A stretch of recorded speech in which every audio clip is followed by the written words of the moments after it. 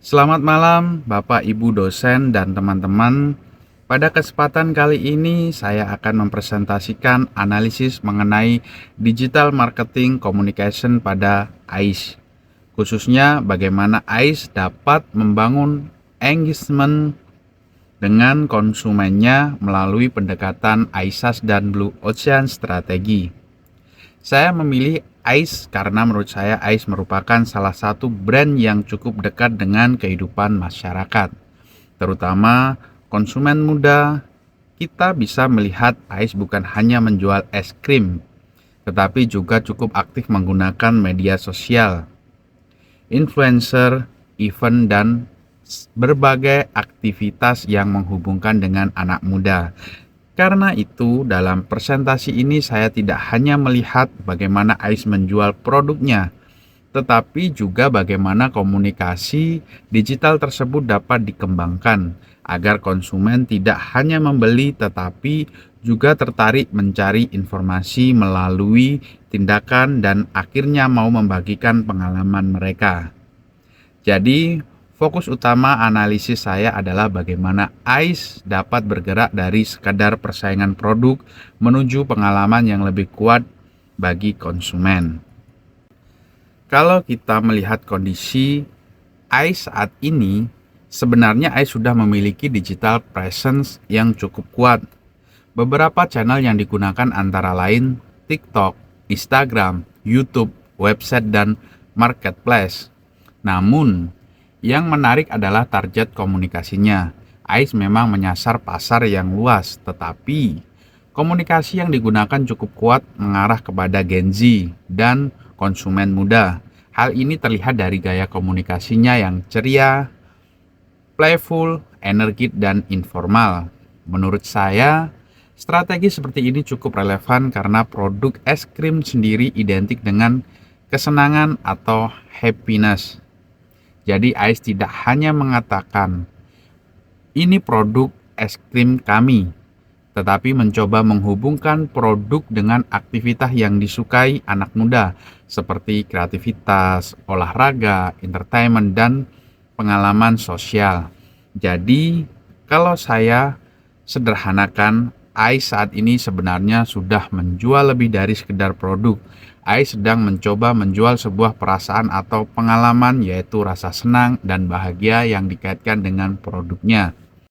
Pada bagian ini saya menggunakan model ISAS, yaitu Attention, Interest, Share, Action, dan Share. Tahap pertama adalah attention atau perhatian. Pada tahap ini bagaimana AIS membuat konsumen sadar atau tertarik terhadap produknya. Misalnya melalui konten viral, influencer, event, maupun packaging yang menarik. Setelah konsumen mendapatkan perhatian, masuk tahap interest. Di sini konsumen mulai memiliki ketertarikan. Misalnya, karena melihat ada rasa baru, produk yang unik, atau adanya promo tertentu. Kemudian masuk ke tahap share. Menurut saya tahap ini cukup penting dalam digital marketing saat ini.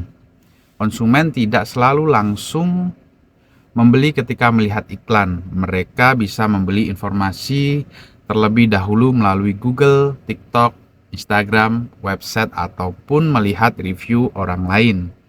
Setelah mendapatkan informasi yang cukup, konsumen masuk ke tahap action. Bentuknya bisa berupa membeli AIS di warung, minimarket, atau marketplace.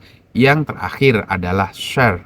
Nah, menurut saya justru tahap ini yang sangat menarik dalam komunikasi digital.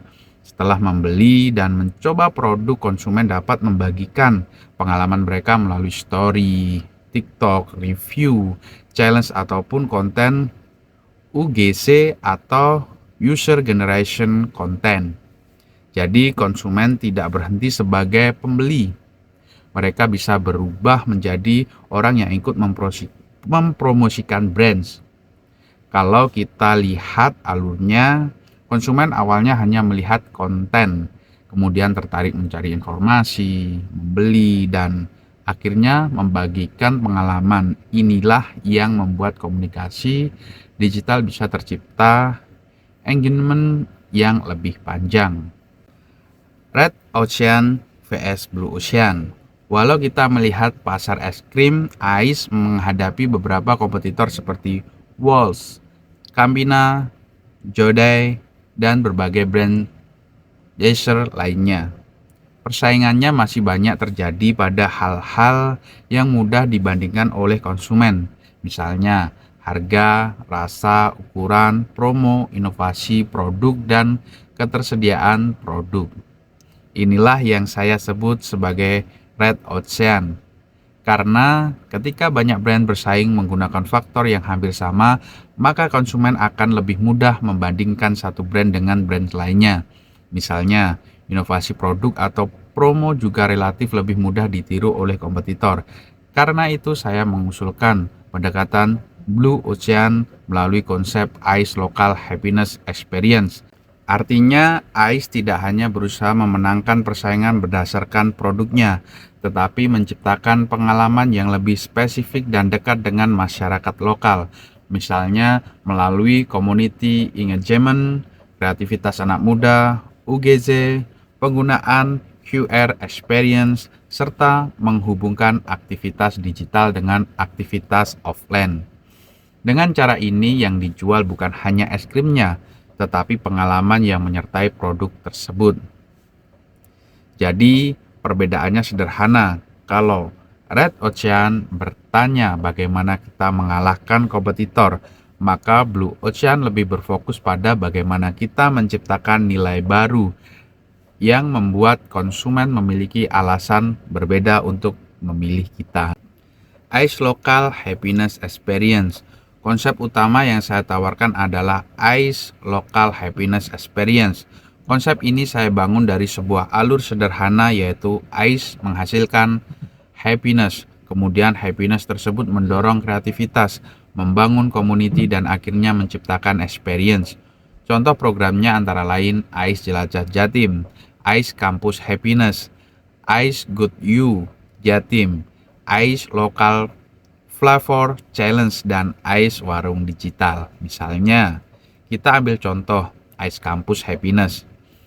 ICE tidak hanya datang ke kampus untuk menjual produk, tetapi ICE bisa membuat aktivitas yang melibatkan mahasiswa, misalnya challenge, event kreatif, atau kegiatan komunitas. Mahasiswa kemudian membuat konten dari aktivitas tersebut.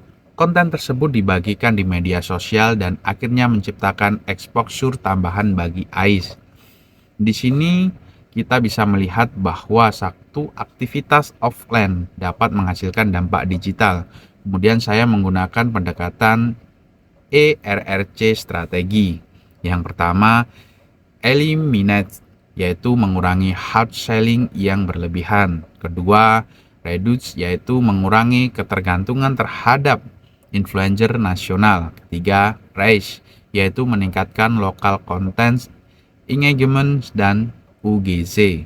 Keempat, create, yaitu menciptakan ekosistem digital to offline. Jadi strategi ini bukan berarti ICE harus meninggalkan strategi yang sudah lama, tetapi strategi yang sudah ada dikembangkan agar lebih dekat dengan komunitas lokal. Strategi digital marketing solutif.